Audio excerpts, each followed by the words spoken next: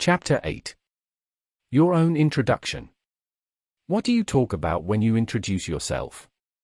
When can you be sure that your introduction will be remembered? What makes your introduction a good start for an optimal network result?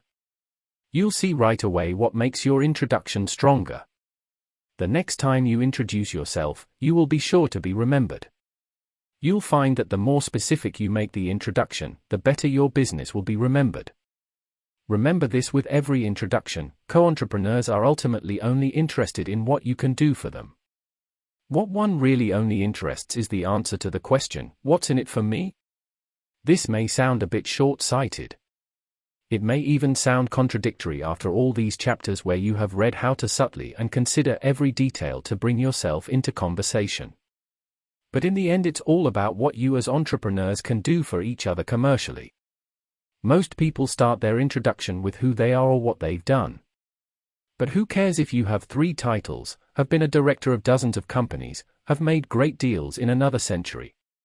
Not much in the end. It keeps the conversation going and maybe a little ego stroking. Make sure you stay far from it. Emphasize with your introduction what you are doing right now, here in the present. Indicate in a smooth manner what you add to entrepreneurs in value. Answer the question, "What's in it for me?" either, "What problem are you solving for me?" If you can tell who you are and what you do in half a minute, only mention your name and company name. But you can also omit mentioning those names, which immediately saves a few seconds of your precious speaking time. What you need to get done as quickly as possible is to identify the problem you are solving for entrepreneurs in the same industry as your discussion partner.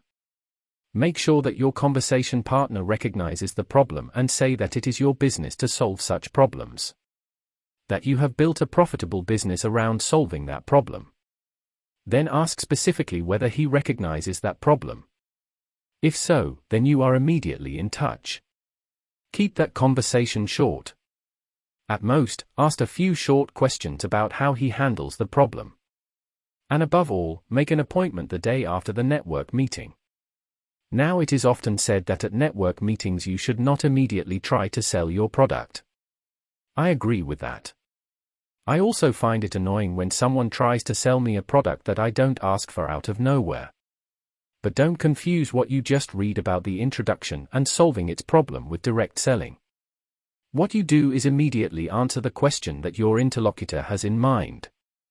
The question, "What's in it for me?"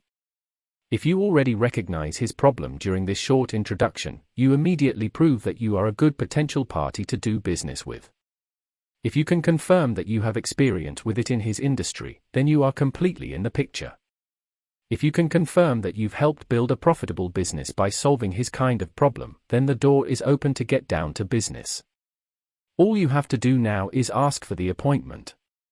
That deal has now been made. Once you've made the appointment, don't stay close to each other for too long. The danger then arises that you will talk too much about the specific problem and solution. That makes no sense right now. That's what the deal is for. Since it is only the beginning of a possible good business relationship, it is good to separate carefully. One way that works well is to offer your conversation partner a cup of coffee or a drink and toast to tomorrow's appointment.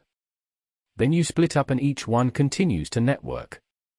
However, what do you see happening more in practice at network meetings? Finally, they are speaking. Finally comes the question, "And what are you doing now?"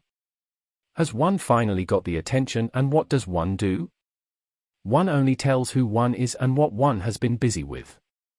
Rarely do such conversations fit in with the listener's perception of the world. Introducing becomes a bit like reading a company brochure. And often people don't even get specific. They do everything and do it for everyone. The conviviality value of such conversations is high. I always take it seriously, because one of the best things about entrepreneurs is that they are always full of their knowledge, skills, company, product, and performance. Entrepreneurs are driven, nice people. And if people also know how to talk about their activity with passion, I like to listen with pleasure and attention. I really enjoy that. It motivates me and inspires me every time. But I also know that this is not the way to do business. In order to do business, you must be clear about what your added value is and what problem it solves for the other person. You ultimately do that networking with the same goal as every entrepreneur.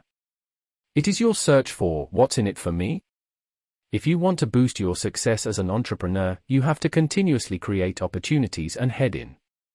Now, with your introduction aimed at solving a problem of your interlocutor, you create such an opportunity and you head in with an appointment. But what if your interlocutor does not have the problem or does not recognize it for himself?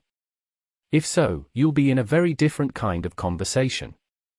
That is not bad at all, but you do have to adjust your approach in terms of introduction immediately.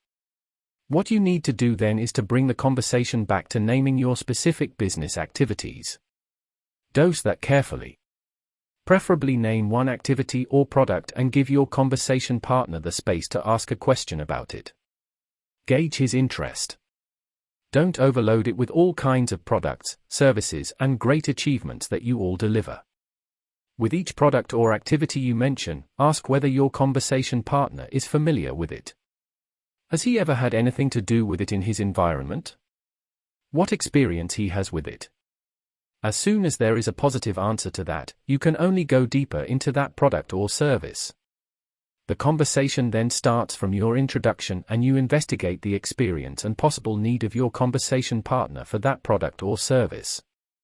Again, what matters here is the search for opportunities. It is possible that your conversation partner does not have the problem, but that there are parties in his network that he would like to bring into contact with you. The conversation you have has then become more of a kind of gauging and exploring whether he wants to put you in touch with those others.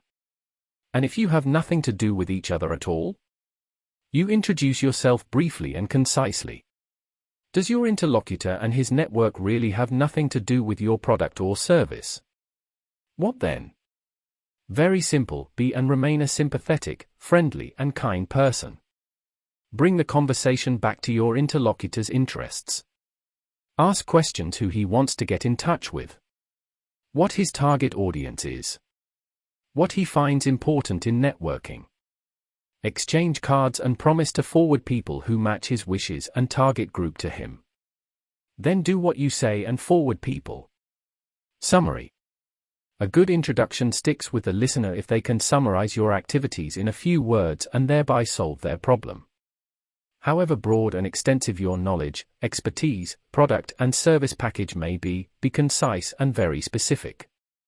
Name one aspect of what you do and emphasize what that means to the listener. What problem does it solve? Does your conversation partner recognize the problem? Make an appointment for the solution.